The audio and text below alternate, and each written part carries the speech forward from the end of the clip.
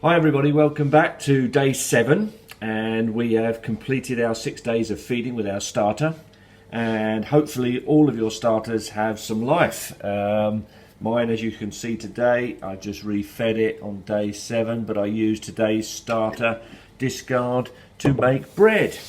You're now going to watch that video of how to make your sourdough starter bread without yeast.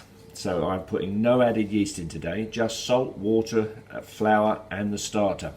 Hopefully you'll get a reasonable result. And the one thing that I can say with sourdough is the more that you do it, the more that you use your starter, make bread with it, the better it will get. Your strength in your bread will be better, it will rise better, the flavour will be better, and make it so much more enjoyable.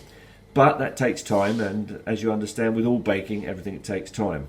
Today's process I started this morning around 8:30, and I've just put my bread in the oven now, and it's around 3 p.m. in the afternoon. Again, that's a little bit short. I probably could have got another 2 or 3 hours, but it would risen enough. So I will show you the results at the end, but please watch the video to explain how to do it.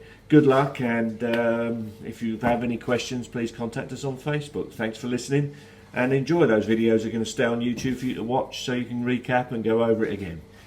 Next week we'll start something new. Today, all finished with our sourdough starter and our sourdough bread. Good luck, bye.